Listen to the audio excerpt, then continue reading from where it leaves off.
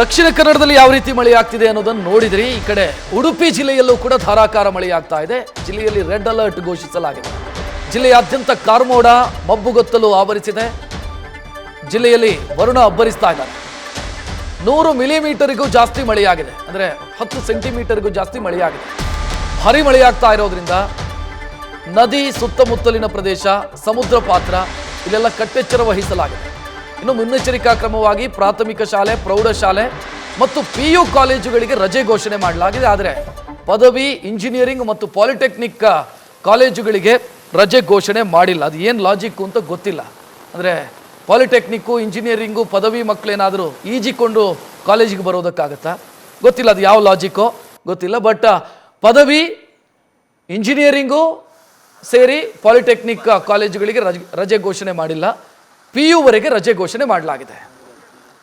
ಈ ಬಗ್ಗೆ ಹೆಚ್ಚಿನ ಡೀಟೇಲ್ ನೀಡೋದಕ್ಕೆ ನಮ್ಮ ಪ್ರತಿನಿಧಿ ಪರೀಕ್ಷಿತ್ ಫೋನ್ ಸಂಪರ್ಕದಲ್ಲಿ. ಪರೀಕ್ಷಿತ್, ಉಡುಪಿಯಲ್ಲಿ ಸದ್ಯ ಯಾವ ಪ್ರಮಾಣದಲ್ಲಿ ಮಳೆ ಆಗ್ತಿದೆ, ಏನೇನಾಗಿದೆ? ಎಸ್ ರಕ್ಷತ್, ಸದ್ಯಕ್ಕೆ ಉಡುಪಿ ಜಿಲ್ಲೆಯಲ್ಲಿ ರೆಡ್ ಅಲರ್ಟ್ ಅನ್ನ ಇರುವಂತದ್ದು. ಹಾಗಾಗಿ ಉಡುಪಿ ಜಿಲ್ಲೆ ಧಾರಾಕಾರ ಮಳೆ ಸುರಿತಾನೆ ಇದೆ ಬೆಳಿಗ್ಗೆಯಿಂದ.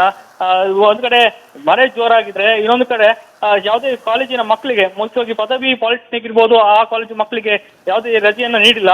ಹೀಗಾಗಿ ಒಂದು ರೀತಿ ಆಕ್ರೋಶವನ್ನು ವ್ಯಕ್ತಪಡಿಸ್ತಾ ಇದ್ದಾರೆ. ಮೊದಲಾಗಿ ಬ್ರಹ್ಮಾವರ ಇರ್ಬೋದು, ಕುಂದಾಪುರ, ಬೈಂದೂರು ವಿಭಾಗದ 3 ತಾಲೂಕಿನ ಪ್ರಾಥಮಿಕ ಮತ್ತು ಪ್ರೌಢಶಾಲೆ ವಿದ್ಯಾರ್ಥಿಗಳಿಗೆ ರಜೆ ಕೊಟ್ಟಿದ್ರು. ತದನಂತರ ಉಳಿದಂತಹ ಕಾಲೇಜಿನ ವಿದ್ಯಾರ್ಥಿಗಳು ಬಂದು ಕಾಲೇಜಿಗೆ ಬಂದು ಹೋಗುವಂತಾಗಿತ್ತು. ಈಗ ಒಂದು ರೀತಿ ಆಕ್ರೋಶ ಇತ್ತು. ಉಳಿದಂತೆ ಈಗ ಸದ್ಯಕ್ಕೆ ಉಳಿದಂತೆ ಉಡುಪಿ ಜಿಲ್ಲೆ ಎಲ್ಲಾ ಭಾಗದ ಪ್ರಾಥಮಿಕ ಹಾಗೂ ಪ್ರೌಢ ಮತ್ತು PU ಕಾಲೇಜಿನ ವಿದ್ಯಾರ್ಥಿಗಳಿಗೆ ರಜೆಯನ್ನ ಕೊಟ್ಟಿದ್ದಾರೆ.